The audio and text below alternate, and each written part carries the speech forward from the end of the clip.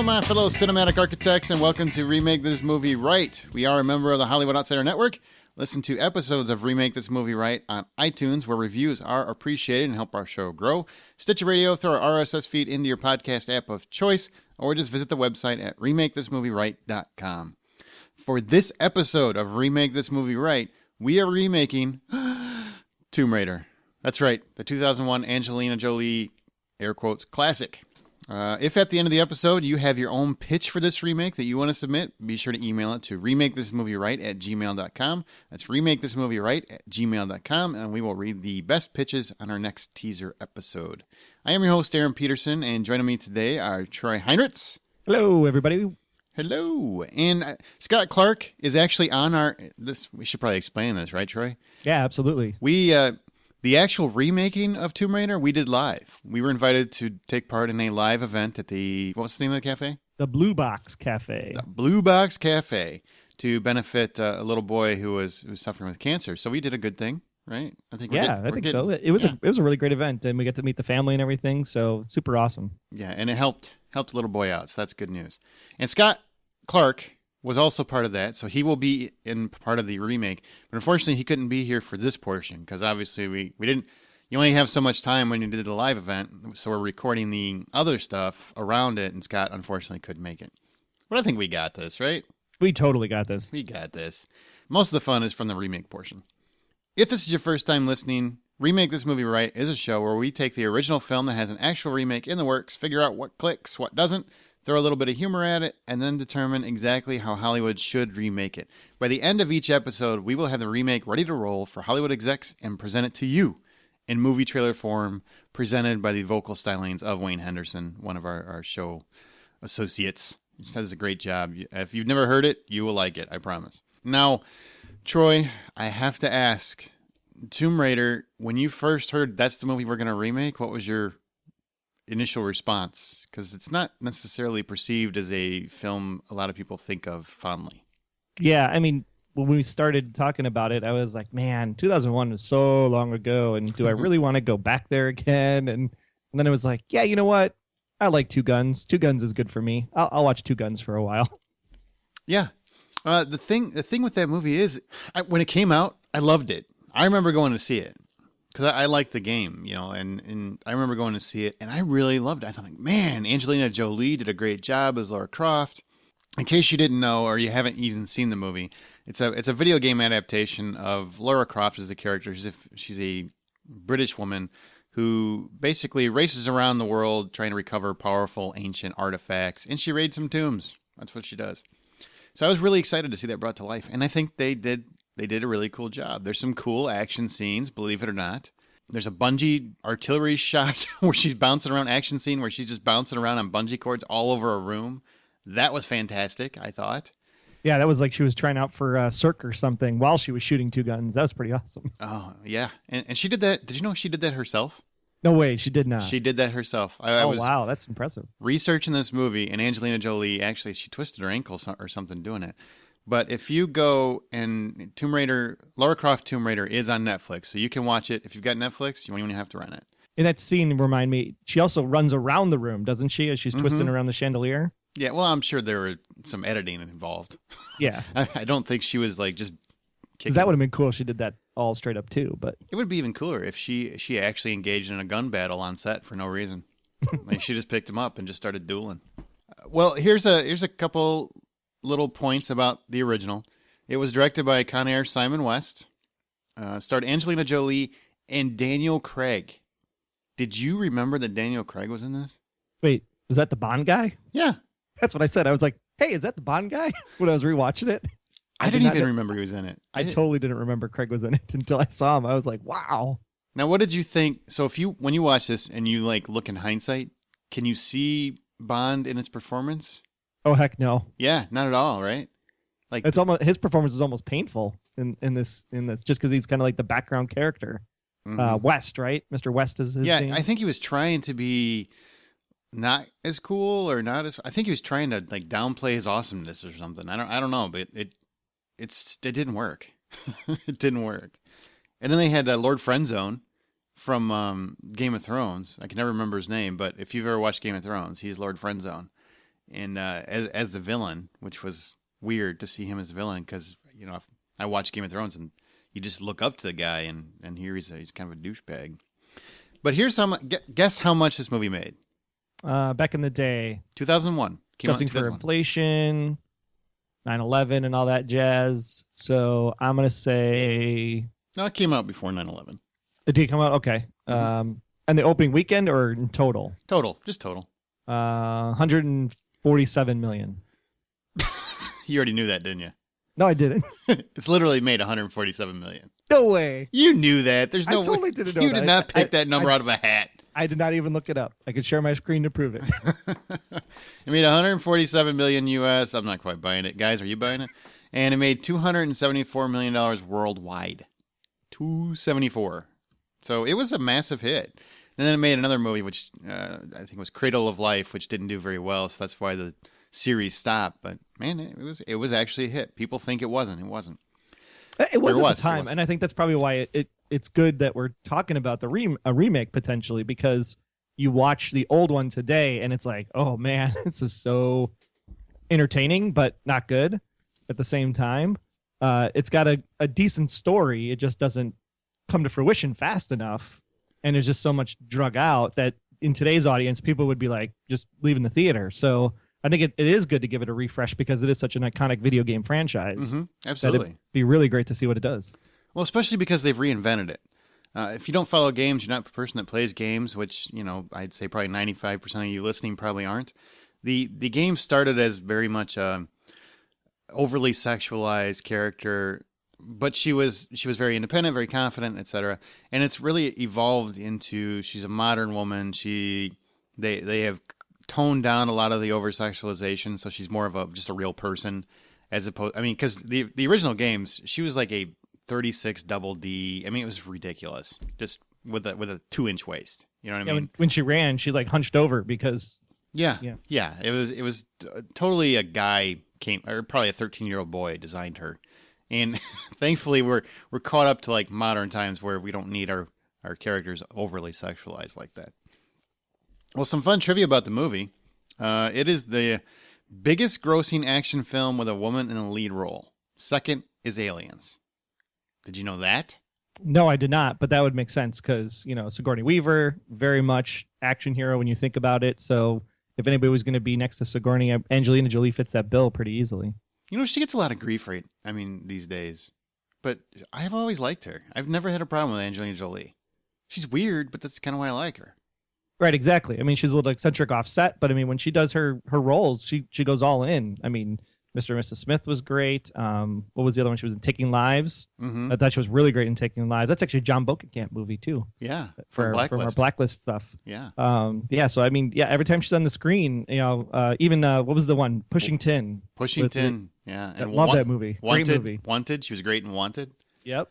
She's a fun actress. I think her and the Brad Pitt situation turned some people off, but whatever. There's a difference when you're collecting movie checks and then collecting children. There probably does make a difference there.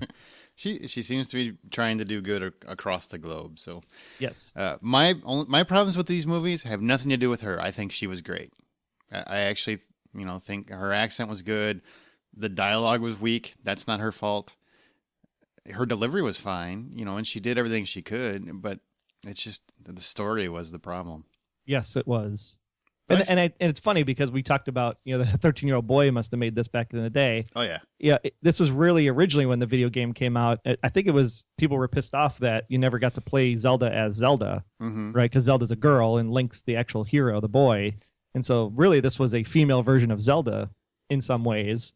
And then here in this movie, they actually have to go find the Triforce, the 3 pieces that will adjust time at the end of the day. And whoever touches it gets their magical wish to whatever happens.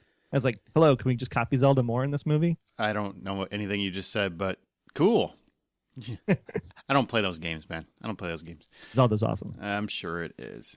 Some more fun facts about the original. Laura never actually wounds or kills anyone with a gun in the entire movie. Means she never hits anybody. She hits the robot. The robot's got feelings. Did you notice that? I noticed that watching it. As soon as when I was watching, I'm like, she never hits anybody. This is like the A-Team, man. She never hit a single person. With the guns. With the guns, yeah, with the guns. Not even on the bungee cords swinging around the chandelier? She didn't take that guy out, or she just knocked him out? Nobody died. There's no wound. There's no wound. Okay. So if you watch it, I don't know. I didn't really see an ounce of blood. I didn't see anything that showed her to be a marksman because, basically she's just shooting guns left and right, and then she would knock people out a lot. I don't know. Nobody died in the course of this movie, put it that way. Yeah, I'm gonna have to go back and watch that the scene where they break into her house, and then it's almost like she's shooting all the marble and everything else around them as a distraction, and then she does the ninja stuff on him. Yep, that's kind of how it went. Okay, I'll have to watch it again. Toward the end of the film, when Laura finds a bunch of wolves, she says, "Aha!" That was the link to the original game because Laura used that anytime she picked up an item. I noticed that because I was a game fan. And Stephen Herrick was supposed to direct it originally, but he dropped out to make Rockstar. Oh, sorry. The Mark Wahlberg movie. Yeah, how'd that work out for you? Well, I don't think either one of them. Simon West didn't come out either. Maybe it would have been better on Tomb Raider. I don't know, but both of them were kind of stinkers. Mm-hmm. So what still works? What still makes this a movie worth remaking? I think that video games are still pretty prominent in today's society, and I think the franchise itself is still going strong. So you would have a new batch of people that would be interested in potentially seeing their video games come to life on the big screen. Mm-hmm. So there was talk about, we were just talking about Legend of Zelda, that they're talking about bringing that to Netflix. So yeah, why not bring Tomb Raider back to life and have a new cast and a different slant story? I mean, it used to be more, what was it, spiritual or otherworldly stuff that she was trying to find. Yeah, there was a lot of supernatural involved. Yes. Yeah, so I mean, you could even tweak that up a bit, and instead of being supernaturally, you could do more, real life, old school, kind of like National Treasure type of stuff. So yeah, I think it'd be totally fine to remake it today. You know what cracks me up about this, and you never hear people talking about it. Lara Croft Tomb Raider is the most successful video game adaptation, I believe, and it's a female character. So in gaming, there's like this huge thing where people are saying, women aren't relevant in games and stuff, and there's like this small minority, vocal minority that's kind of extremely sexist and all that stuff. And you've got the most successful video game adaptation starred a woman. So, maybe people should realize that most gamers kind of go both ways. You know what I mean? There's gamers in both sets. Well, and if you think about it, everybody plays these first-person shooters all the time. So who knows that it's not a woman behind the goggles because you're first person, never get to see who's actually shooting. Do you think the movie was more successful because of Jolie or because of the character? I think the combination of the two made the movie successful because without one or the other, I don't think it would have been as successful because people would have, not known what the property was about, so that you lose half the draw there. And then if you didn't have a strong female character that was, let's call it, equally interesting to the video game character, just to be polite about it. If you didn't have someone that looked as sexual as the character, then I think you wouldn't have the video gamers coming across because they'd be like, "Oh, you ruined my character," and all those comic book people that are, that get really amped up when you ruin their childhoods. Mm-hmm. I think that would have been the same problem. So I think the two of them together made this work. One without the other, it probably wouldn't have done so well. Now, what do you think about what didn't work? When you watch this movie, what does not work anymore? If it ever worked at all. I don't know if it worked at all. I love her henchmen that are around her, like the butler and the scientist guy. The guy that lives in the trailer outside? Yeah. Exactly, camper or whatever. Yeah, I think those guys were good. My issue with this one was the antagonist. He just wasn't believable as a bad guy. Mm-hmm. It didn't seem like he had enough driving purpose, I guess would be what I would think. That would why am I so interested in this piece, this triangle, right? To be able to do what he wants to do, because everybody's like, oh, I can go back and change time. I would do all this stuff differently, and I would rule the world because I'm Biff. Ha ha ha. But at least Angelina Jolie had or Laura had a reason to go get this triangle because she had this relationship with her father. So there was a purpose behind her mission. There just wasn't a purpose behind the bad guy's mission. So I think all the bad guy stuff in this just doesn't add to the movie. I agree. Ian Glenn is Lord Frenzone, so I keep calling him Lord Frenzone, but his name's Ian Glenn. And his character, he's the bad guy. And you're right. I don't know what his purpose was, other than we need a foe. We need an antagonist for Laura. That's really what I got out of it. right? And then and then because she's missing her papa, Mm-hmm. and then she had this relationship with West, Daniel Craig. Daniel Craig's piece, he's like riding between the two. Like you never know if he's really on Laura's side or if he's really on Frenzo's side. Mm-hmm. So then, and I think that just takes away from that character as well. So I mean, if you take them both out and just have her go find stuff, and then have crazy things happen because she's finding stuff, I think that'd be more interesting because that's pretty much most of the game. You're playing in that solo environment, and it's just looking around and what kind of spiritual thing's going to jump out at you. And one of the other things that doesn't work for me, and I talk about it when we actually do the remake, it seems like whenever there's a female action movie, with the exception of Aliens is really the exception, one of the rare exceptions, and the new Mad Max, if you've seen that one. Furiosa is totally the opposite. But they always have to add a strong man. Either somebody's got daddy issues, or there's a boyfriend issue, and here in Lara Croft, Tomb Raider, she has both. And it's just I didn't like that. I think that they added that element when you didn't need it. She's a tough character. You don't need to explain her toughness just because she's a woman. And I think just because she's a woman, you can also have her shoot people. It's okay. Absolutely. That's something that bothered me. But I also have a daughter. So, as I'm watching it, I'm looking at it through kind of like a father's eyes. Like, I want my daughter to see a strong, and not to get on a soapbox, but I want my daughter to see a strong role model that doesn't have to have a man anywhere near her. She's just strong, and she doesn't need the daddy issues. She doesn't need the boyfriend issues. She's just tough, and she's got her, just like Indiana Jones, he didn't need a female companion or anything. He just did his mission, and that's what I wanted. That's what I want from a Lara Croft movie. And, even though he has a female companion in all three. Yeah, he has one, but they're kind of like circumstances. They're more like just someone to bounce back and forth with. Where she had like this whole dad thing to kind of explain her resolve and her explain herself, explain her personality and why she is who she is. I don't want that. I don't need an explanation. Sometimes a hero is just a hero, and that's what I want. And I wonder if that was something around that time of years, right? 2001, 2004, and that stretch there, because Alias had that too. When you had Jennifer Garner playing this strong action hero on TV. Even then, in like the first and I think even second season, it's like you never see her kill anybody. It's always either a knockout or a taser or put him to sleep with a syringe, but there was never any death. Like never just a plain shoot to kill kind of thing. So I wonder if that was something going on with females and how people perceived them there in the early 2000s. I firmly believe it's a Hollywood thing. It's one of those things where, nobody's going to be sympathetic if this lady kills people or wounds people or viciously assault someone. I'm like, no, we'd be good with it. We're good. Kill Bill? Go watch Kill Bill. We liked it. Loved it. Which kind of comes into our remake, by the way, so be sure to listen to the end. The only other thing that didn't work for me is the padding in the brassiere. Yes. Why did those things, did nobody in the costume design go, okay, her boobs, they look like they are pointing somewhere, and I don't know why.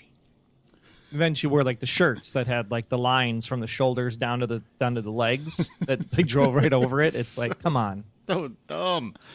I felt bad for her because I'm like, because she's a very strong, confident woman in real life, Angelina Jolie. She's like looking down going, my boobs look dumb. Yep. My boobs look dumb. But everything else, I actually kind of like the movie. It has a slow start. Very slow start. Yeah, but once it gets going, about probably an hour in, it's actually kind of fun. I think it's a fun movie. Only an hour. So an hour of it is really fun. The first hour is, something else. Okay, Troy, it is time to remake Tomb Raider. Now, I'm going to let you lead this in, but I'll let you explain and introduce it. But the one thing I want to say is we did have one caveat. We normally have a cut when we were doing our remakes, which is if anyone disagrees with something that someone else says, they don't like it, and the other hosts are going forward with it, all you got to do is yell cut, and basically we have to adapt whatever that person who yells cut's idea is. We abolished that rule for this episode because we were live and we wanted audience participation. So if the audience came up with something, and they do, then we go with what they say. We gave the audience the option. They've got the button. You know what I mean? So just so you know as you're listening to it. And Troy, why don't you introduce our remake? Yes, so this is going to be Tomb Raider, the new version remade by our good friends Scotty Clark, myself, and of course Aaron Peterson, live from the Blue Box Cafe. Take it away, guys.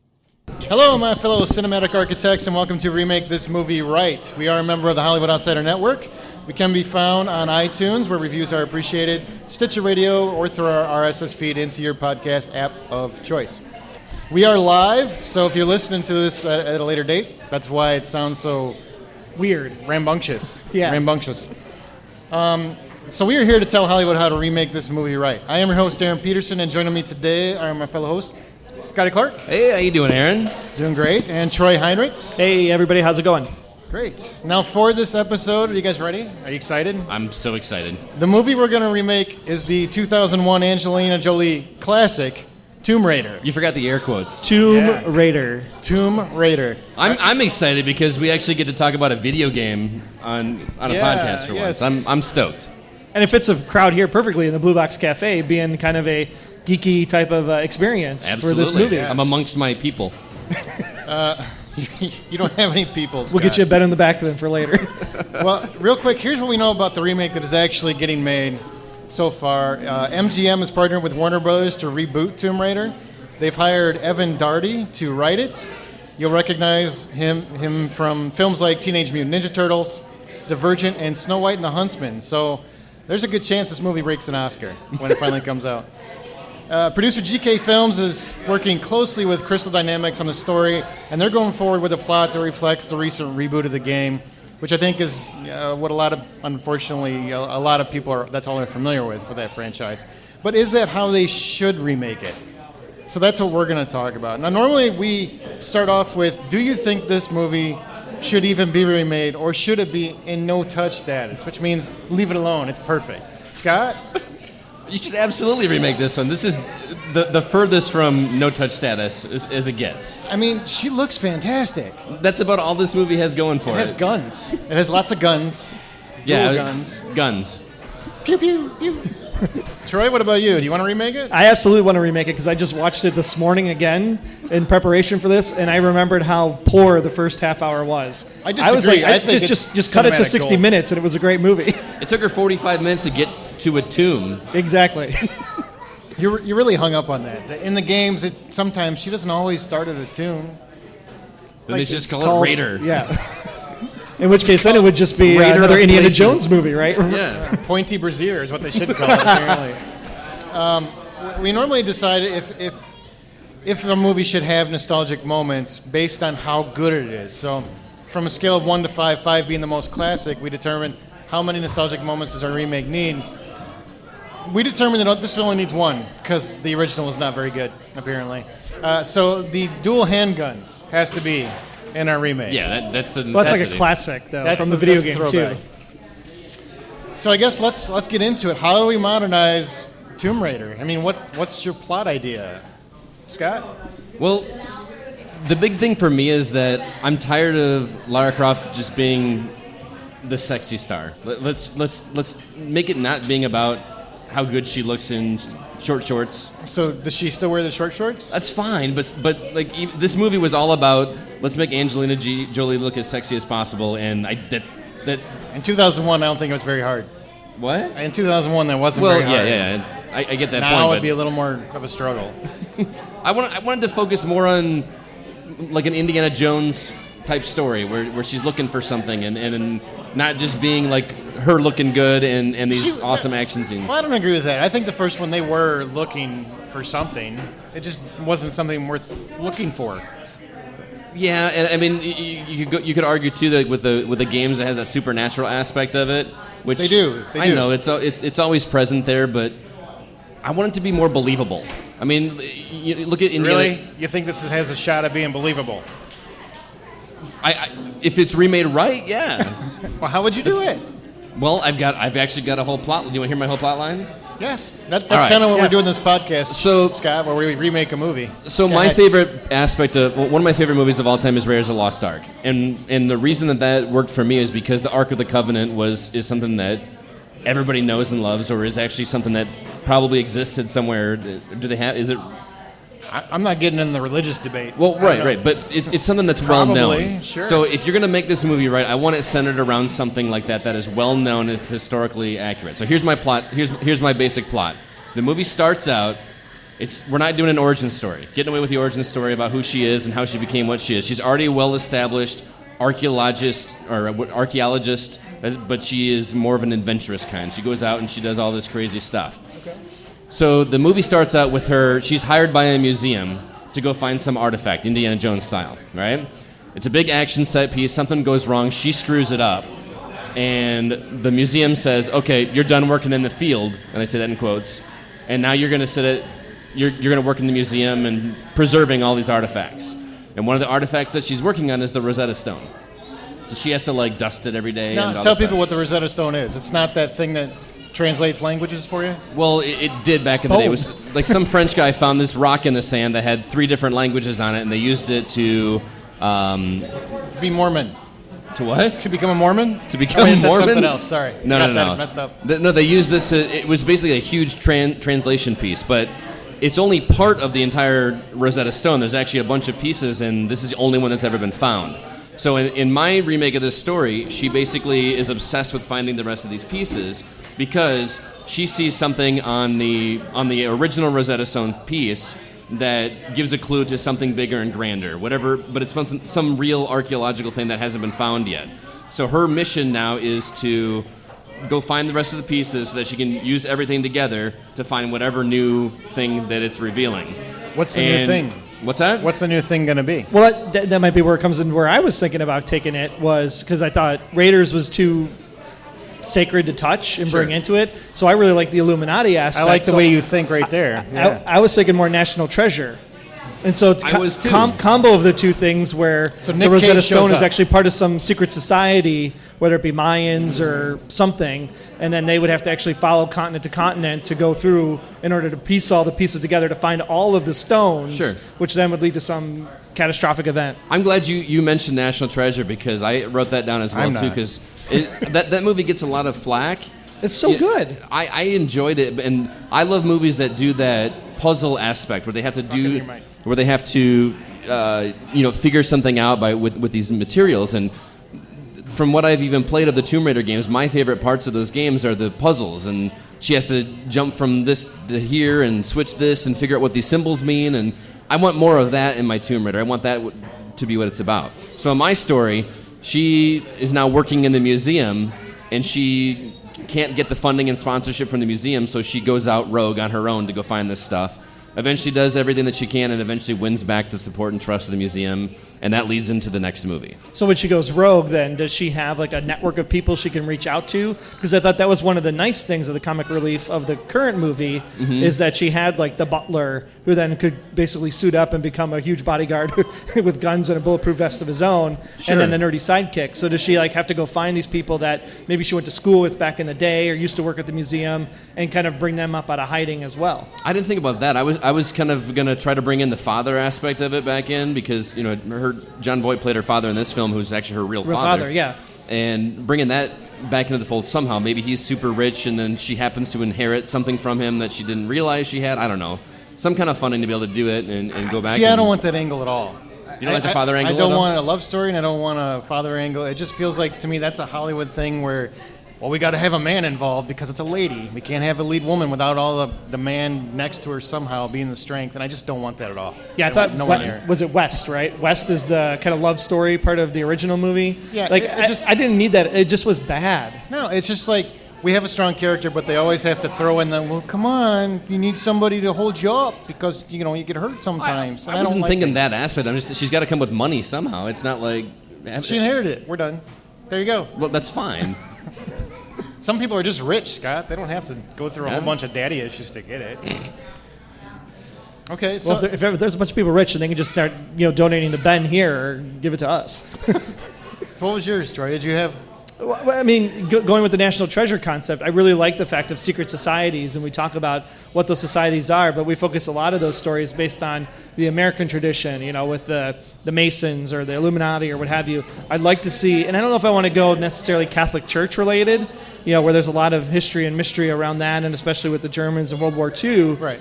and I also don't want to really go ancient civilization, like Mayans and Inca and that sort of thing, but maybe something in between.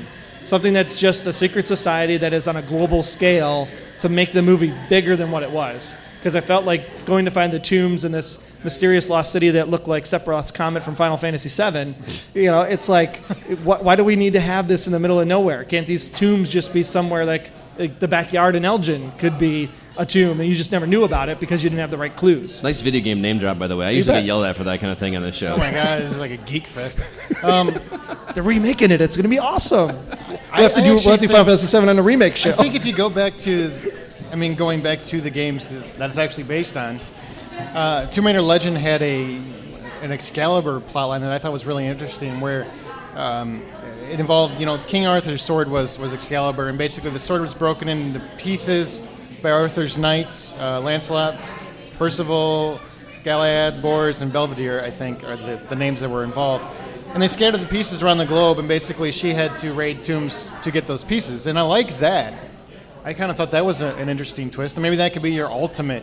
So maybe it's goal. a ruby stone or a ruby sword that the language pieces are all like instead of languages being on the stone, it's the clues to each piece of the sword as you then get to the constructing the final thing, and then you get the story of the Knights of the Round Table or something as the Illuminati piece. That's cool. That's something that people are familiar with. It's a direct tie into the game. Yeah. Mm-hmm. That'd be cool. Now, how much of a, because we were talking before the show, and Scott really is only familiar with the recent reboot, and if you really, and I know the game series doesn't matter in movies, but to making this movie, it's going to matter to gamers. So, do you go back? Do you pull a lot from the previous games where they were a lot more supernatural and they were a lot more of that, as opposed to just straightforward tomb raiding, which is really what happened in the reboot? That's what I would prefer, is a straightforward tomb raiding, because I think that if you follow the supernatural aspect in a game, I could see that working a little bit better, but in the movie, you're going to fall into but Indiana Jones had that in every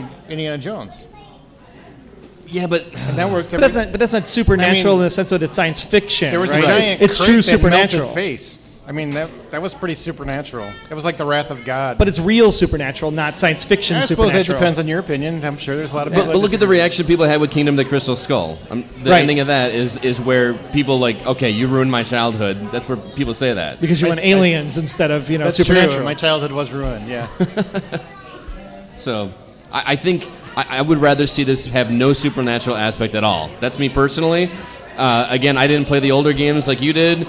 They touched on the supernatural aspect in the 2011 game, but it felt so awkward to me when it was there. It felt out of place. I really think it'll be a big part going forward. I think it's always going to be a part of that. I don't think you can leave it out, because I think you would have diehard fans that would be very upset. Yeah. Well, let's take it another angle then. So if you want to think about tombs or dungeon hunting or whatever, and we come back to the fact that we had this triangle in the first movie, and it was in two pieces, but there was a third piece that you needed to actually use in order to activate it, and then whoever touched it got the wish that they want. It sounded like a straight play out of Zelda. Sounds like you're talking about the Triforce. Exactly. So what if we went some way... Let's not get too game heavy here.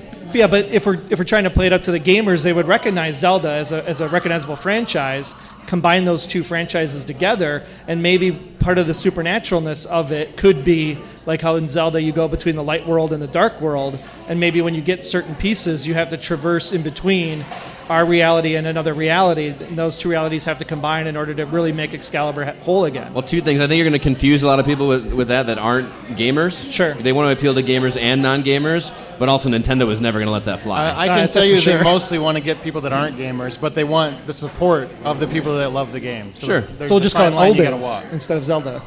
What's that? We'll call it Aldiz instead of Zelda. I don't. That's Zelda backwards. I don't understand that joke. So. Oh.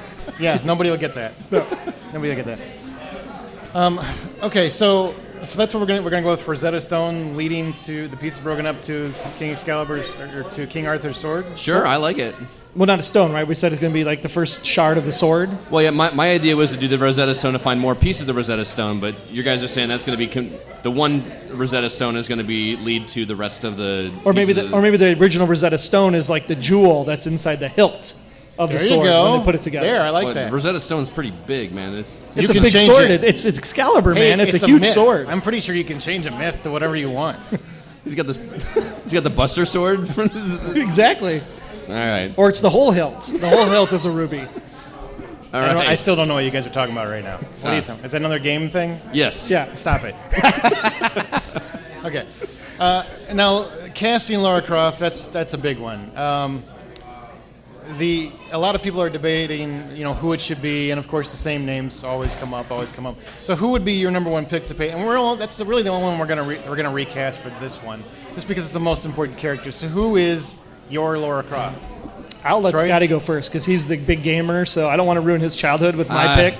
No, you won't, because like Aaron said, Tomb Raider is a series I did not get into a whole lot. I've never played through. The only one I've ever played through is the recent one. So We've established that. Let's back to movies. Well, okay. I don't want to hear about your childhood. Nobody wants to hear about that. My mom hates me. My pick was Adrienne Palicki. Does that name ring a bell for you? Yes, Yeah, Wonder yeah. Woman. That was Wonder Friday Woman. Night Lights. Yep, she was also in G.I. Joe Retaliation, John Wick, and she was in Red Dawn as well. So she was my pick. I think. Here, I got a picture. You Our brought listeners. pictures for the podcast. That's nice. Okay, so I like that. I like nice that pick. picture. It The is a problem nice is picture. that pick is going to play into the sexy concept. And if you said you wanted to unsexy it, I don't know if she would be the right person. I don't want it unsexy. I don't want her to be ugly. He's saying he didn't want sex appeal to be the number one factor. Yeah, I he didn't wants want her that to to be more of a character. But Adrian's kind of that character, though, in a lot of what she does in all of her works, for the most part. Well, she is an actor. She can. Yeah. Well, it's debatable. I mean, if you've seen her work, it's debatable. All right, ruin my childhood. Who's your pick? Well, I said that I've been really anxious to get back to the good female action hero kind of person. And, of course, I'm a big Alias fan. So I said, even though she might be a little bit on the older side, I would like to see an ass-kicking Jennifer Garner. Jennifer Garner? In this role. That's a lot bit on the older side. That's Lara Croft the later years. Yeah, but it could be what it is. It's like she's passing off it into her children or something, and she's like got a family or whatever, and then she has to like dig this up, and maybe that's how we get the sequels to go forward. Well, like I said, I didn't want an origin story, so it's not like she's got to be young Lara Croft. No. You ready for mine? Sure. Haley Atwell. Haley Atwell? Haley Atwell from Agent Carter. Yep. Man, all three of those are good. Yeah. Nah. Jennifer Garner, not so good. Let's put it out to the crowd here at the Blue Box. Hey, listen up, guys. Okay, stop eating your food. Who should be Tomb Raider of these three? You ready? Haley Atwell. Who's the other ones? Adrienne Palicki. Adrienne Palicki. Right there. Or This guy right here got really excited. I think I just got a vote from no him. fair. Right there. He's got pictures. That's not cool. Or or Jennifer Garner. or Jennifer Garner old from Jennifer Alias. Garner. Second. Agent Carter should be Agent Carter. She should be everybody is really what I think, but whatever. I guess Adrienne Palicki wins. I don't understand you people. Cut. Huh? Oh. I am boycotting. So No. we have to explain the cut for the audience here. If you mean for Jennifer Garner? No, Okay. I'm cutting for Haley Atwell. No, I think we should remove the cut.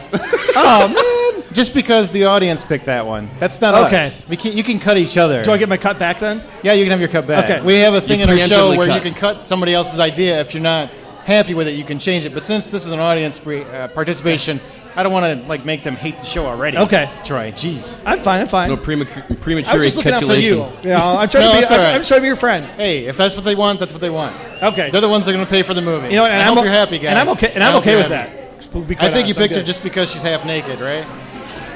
Yeah, that's what happened. That's what happened. You bet. What's wrong? Oh, we're good. Okay. All right, so let's go to director. Who's going to direct our movie? I went Scott? first last time. Troy? Oh man. Adrienne Palicki should direct it too? Quentin Yeah, Tarantino. Quentin Tarantino, Tomb Raider. It's got to be PG-13. There's no way Quentin Tarantino can make a PG-13 Everyone's movie. going to die, and He could steal it back. I'll second Tarantino. I would watch that. I would watch I would that. totally Of watch course that. you would. You would watch the Care Bears movie where directed by Quentin Tarantino. That would be the best Care Bear movie ever made. Are you going with that, or you have somebody else, Aaron? I don't know. I'm kind of liking Tarantino. Okay, so Yeah. that's two. That means The Russo brothers from Captain America? That'd be a good fit. That's That'd not be a bad. good fit. What do you think? Troy? I'm sticking with Tarantino. I would watch that film. It was way better than what I watched this Tarantino! morning. I mean, we kind of got to make a real movie, though, and I don't know if anybody would actually... not- I think everybody would go out, and It then would they not be cry recognizable as a Tomb Raider movie by the time he got done with it. because all the bullets would actually hit people. Exactly. That would be awesome. There'd be no dodging. I like And the then, Russos. and then where would you put Samuel L. Jackson in that movie? I mean, seriously. Everywhere? Yeah. Everywhere you could. I don't want no snakes That's in a this mother effing stupid tomb. Jingo? Django Unchained? What? I don't know that one. Do you know that one? Which one? Django. The new movie Django. Django. Oh, Django Unchained. Hateful Eight is the new Hateful one. Eight. Yeah. Yeah, Taryn. A Civil War Tomb Raider? There's probably still tombs. We said it wasn't going to be an origin story, though. So what do you get? Let's take a vote here. Tarantino or the Russo brothers? 2 out of 3 wins. Scott? I say Russo brothers over Tarantino. There's no way a Tarantino Tomb Raider movie is going to work. Troy? I say Tarantino. Oh, boy. Like, how real do I want this movie? Tarantino. Yeah. I'm sure he could make a PG-13 Tomb Raider. That was an audience recommendation, so no cut for you. Sorry, buddy. Man! It sucks. If you got that crappy Pilecki lady, then... I didn't even get to say my pick. Oh, What was your pick? I had Joe Carnahan. Oh, that'd be a good pick. But we ended up with Tarantino, so I don't know what to tell you. I got somebody on my side. Okay, so we've got our Tomb Raider. We've got Andrew and Pilecki, and it's going to be directed by Tarantino. And Samuel L. Jackson will show up at some point. This is going to be the first Remake This Movie episode where I completely think that this movie's So going to everybody fail. make sure you tune back into the episode when we will actually have a trailer made. It will be movie trailer form. We'll actually have this movie made for you guys, and that'll be good. In a world. So if you think you have a better pitch than Tarantino, I don't think it's possible. But you can email that to remakethismovieright@gmail.com. We might mention your pitch on the next show. Okay, I think we've got our movie. Are you ready? Are you ready to hear the trailer for this really crazy movie, the Tarantino version of Tomb Raider? I'm going to be interested to see how Wayne actually pulls this off with a Tarantino spin. Are you ready? I am. Oh, here it is. Brought to you by the vocal stylings of voiceover artist Wayne Henderson, who can be found at mediavoiceovers.com. Here is the trailer for Quentin Tarantino's Tomb Raider. Get ready, as a hero for the ages finally returns. Lara Croft is back, baby.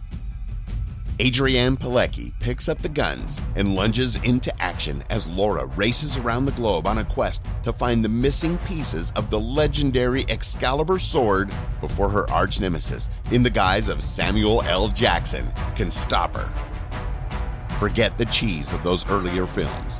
This is a Lara Croft for a new era.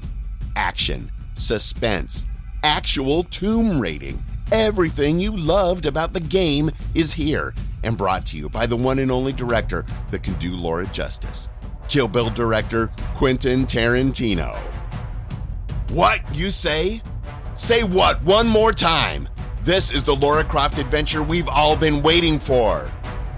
Next summer, Remake Pictures reinvents a legend with Tomb Raider. Nice. I can guarantee that the first hour of this movie will not be as boring as the original. No, in fact, and she will not miss. Oh, she will not miss. She will hit everybody. Do you think they can bring the language in? That's a good point. I wonder if we should have Wayne record the Red Band version of that. Oh, we should. I don't think he'd want to. I really don't think he'd want. Poor Wayne. Now that we were actually done with it and we finished, what do you think about that idea? You've had time to sit on the audience's idea of how the Tomb Raider reboot should go. I still believe Haley Atwell was a better choice, but what are you going to do? Hey, I agreed with you. I said the cut, but then you said, the audience rules, so I look like an ass. So thanks. You could have told me ahead of time, but... You're welcome. Whatever. You're welcome. That's for you. I did that for you. Adrienne Pilecki's fine. I have no qualms with that. She's not overly sexualized like Angelina Jolie was back in like the early 2000s, so I think that'll work. It goes to the stereotype of the character because she is, fairly well out there. If you would have been there, basically, teenage boys saw the picture. Scott pulled out a picture. He cheated, really, is what happened. And she looked like she was about ready to go skinny dipping. And, of course, all the boys in that area were like, yes, yes. So we got a big audience reaction for that. That's Yeah, why she got picked. How did we get the boys soccer team in there eating lunch right at the right time? I don't know. They came. They wanted to hear Remake. That's all I can. Good for them. And apparently there's some excited little boys there. Yes. Scott brought pictures. You son of a.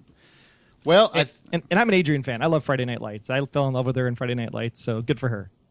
That's 2 Friday Night characters now we've had. Friday Night Light characters we've had on the remakes. Who's the other one? Amy Teagarden. Oh, that's right. Was it Teagarden or Tiergarden? Teagarden.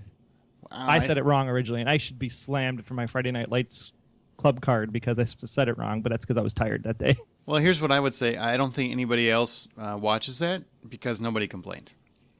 Well, they should. Friday Night Lights is awesome. One of the best TV shows of our century. Well, anything you want to say in closing as we wrap this show up? This is a little bit more different than a normal show just because we did do the live event, and so that kind of changed things up a little bit. I'm just curious from all of you, like give us a call or send in the feedback at our Facebook group, because I'm just curious if you like this concept of having a live version of Remake. Maybe we can do these more often, potentially. Yeah, if you guys like them. And also, what did you think? Because obviously this one went a little bit more off the rails. It was a little more goofy by the end. So what do you think? How would your Tomb Raider reboot work? Who would you cast? Who would direct it? That's the kind of stuff we'd like to know. Remake This Movie Right at gmail.com. That's Remake This Movie Right at gmail.com. Send us your pitch or who you think should be the character, and we will read those pitches and review on our next teaser episode, which will be coming in between our next episode, which we've already recorded, and it is really fun. You're gonna love that one. I promise. You're gonna love it. Remember to review us on iTunes. Give us a thumbs up on Stitcher. Put our RSS feed into your podcast app of choice. I want to make sure to plug Wayne Henderson one more time. Media Voice-Overs, Packers Fan Podcast, Under the Dome Radio. Why do I sing it? Because they do. I want to thank Dustin Baker because he designs our logo, and there's a link in the show notes for all these guys. We do have a Remake This Movie Right Facebook group, not just for fans of the podcast, for people that want to talk about the remakes that are coming up. Troy, where can people find you? You can find me at Troy Heinritz on Twitter. That's Heinz Ketchup Ritz Crackers, no Z in the middle. And we are finishing up our last couple episodes of Under the Dome Radio. Why do I sing it? Because we paid for it. Yeah, there you go. And then, of course, the Blacklist Exposed will be coming back here shortly in late September. Yes, I do that with Troy, and we love the Blacklist, so look for that. Yes, we do. Mm-hmm. If you are a Blacklist fan, you watch that show on NBC. Our podcast, I think, is the best one going. It absolutely is. And Scott Clark... And not just because we think so, because we were actually nominated for an award, so... We have clout. Well, I don't know if we have clout, but... No, we have clout. Yeah, we have clout. We're good. And Scott Clark, you can find his podcast, The Gaming Outsider, if you're into video games, which if you're listening to this, you might be. So go to thegamingoutsider.com or look on iTunes for his. Oh, and you can also find us RemakeThisMovieRight.com or tweet us at RemakeRight. That's at RemakeRight. That's going to do it for this episode of Remake This Movie Right. Troy, why don't you take us out? And remember, the next movie you watch, it will get a remake someday, but only you can make it better. Get ready, as a hero for the ages finally returns. Lara Croft is back, baby.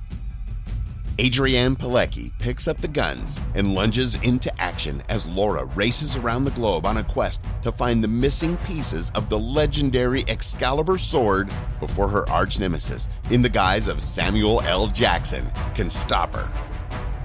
Forget the cheese of those earlier films. This is a Lara Croft for a new era. Action, suspense, actual tomb raiding. Everything you loved about the game is here and brought to you by the one and only director that can do Laura justice. Kill Bill director Quentin Tarantino. What, you say? Say what one more time? This is the Lara Croft adventure we've all been waiting for. Next summer, Remake Pictures reinvents a legend with Tomb Raider.